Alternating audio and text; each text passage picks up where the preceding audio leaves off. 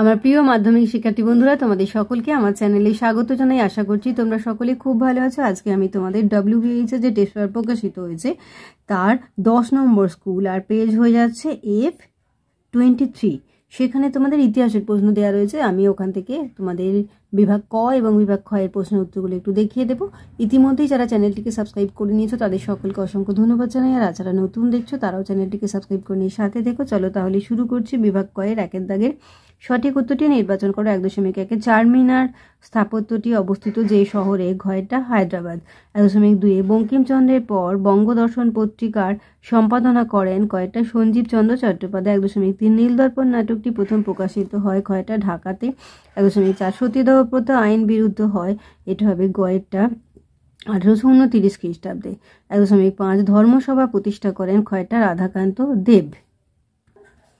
1.6 সন্ন্যাসী ফকির বিদ্রোহের অন্যতম নেত্রী ছিলেন গয়ের দেবী চৌধুরানী। 1.7 তিতুমিরের প্রধানমন্ত্রী ছিলেন, এটা হবে কয়টা? মঈনুদ্দিন। 1.8 যে ব্রিটিশ রাজনৈতিক সিপাহী বিদ্রোহকে জাতীয় বিদ্রোহ বলেছেন তা হলো কয়টা? ওয়েলেসলি। 1.9 হিন্দু মেলার মুখপত্র ছিল কয়টা? National paper. 1.10 যে গ্রন্থে বিবেকানন্দ মন্তব্য করেন একদিন ভারতে শূদ্ররাই শাসন করবে, গ্রন্থটি হলো কয়টা? বর্তমান ভারত। 1.11 রাধানাথ সিকদার কাজ করতেন কয়টা? জরিপ বিভাগে। 1.12 পদাধিকার বলে বিশ্বভারতী বিশ্ববিদ্যালয়ের আচার্য হন, এটা হবে কয়টা? প্রধানমন্ত্রী।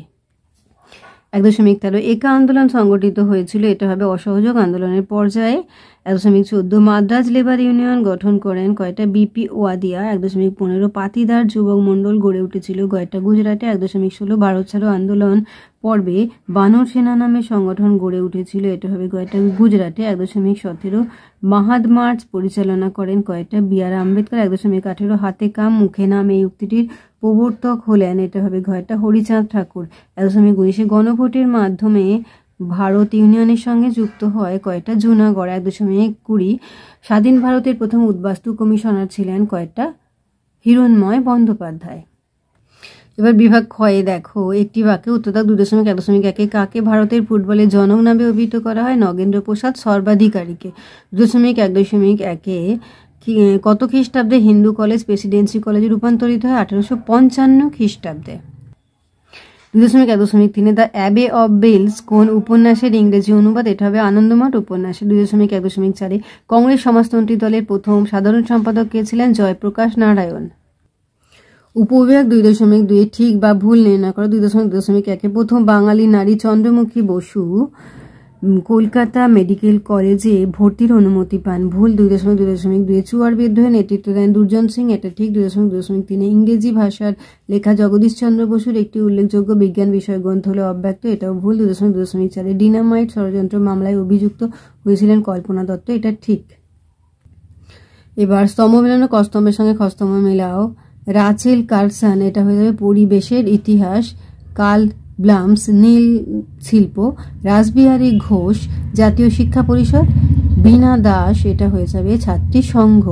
এবার দেখো বলা হয়েছে মানচিত্র প্রদত্ত ভারতবর্ষের রেখা মানচিত্রে নিম্নলিখিত স্থানগুলি চিহ্নিত নামাঙ্কিত করো। 2.4.1 ফরাজি বিদ্রোহের এলাকা।